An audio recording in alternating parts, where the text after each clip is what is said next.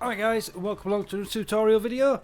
This one is about setting up multiple controls, such as steering wheel and the joystick.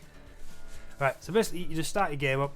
Since patch 1.21, this is working really well. Like, amazingly so. But you come in here, right, if you click it twice, this is where you start, click it once, you get your controls, click it twice, and you come over here. This is where you set up your dead zones and your sensitivity. Now, all mine are set up via the profilers. I have a Logitech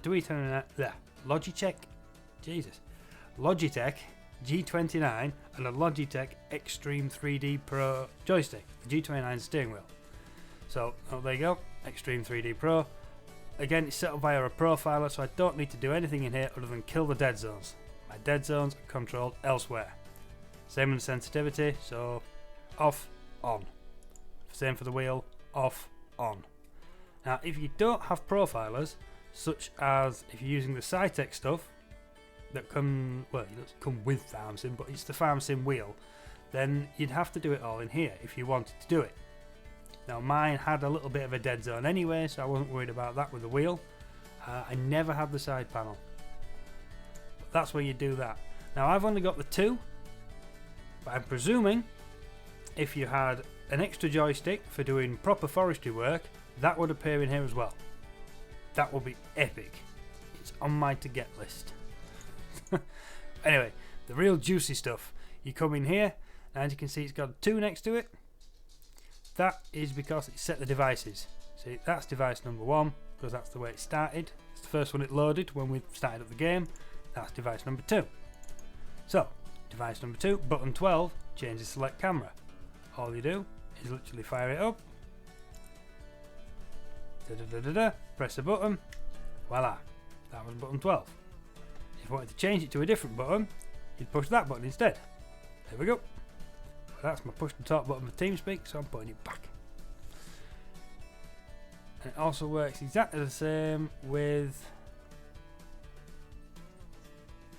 the joystick, where we activate object, we'll hit this one, push a button. There we go. But you see it's put a 1 next to it because that's the device number 1, or how the game reads it. I don't know if you can overlap them. Doesn't look like you can. So it's one or the other. If we scroll down to the bottom, this is the really cool stuff. Axes. Yeah. Right. Steering right and steering left. Axis 1 plus, axis 1 minus. So in theory, if I click that and steer to the right, the plus is going to stay there. Steer to the right, center it, yes. But if I wanted to reverse it, you'd steer to the left. See how it's changed now? It's backwards. I don't want that.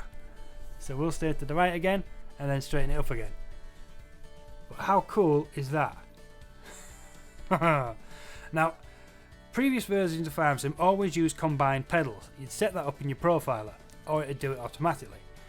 Seemingly for FS17, you don't use combined pedals, which is why the brake and accelerate are on different axes.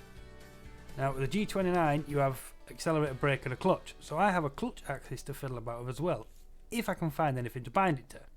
But it's the same thing, you click it, push the axis, so this is accelerate, voila. Easy to bind.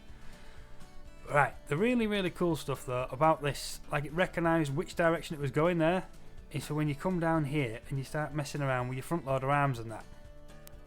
Because you get the pluses and the minuses. So if you set something up here, say K&M, there we go. So seemingly for the joystick it's got it as a separate axis as well, even though it's not, that's pushing forwards and backwards. But it works, I'm not going to argue with it. But for this example, this is the one we want. No it isn't. Where is it? Front loader tool. Front loader tool.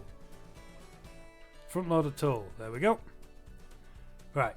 Now, to lift the tool, you pull to the left. This is how it is in real life. It's for when you're in a 360 excavator and you're turning around. It's easier to pull things in and hold them than it is to throw them out. So you set it so you're pulling to the left to crowd your bucket back, sort of lift it up, make sure the product stays in the bucket. And then you push to the right to tip it.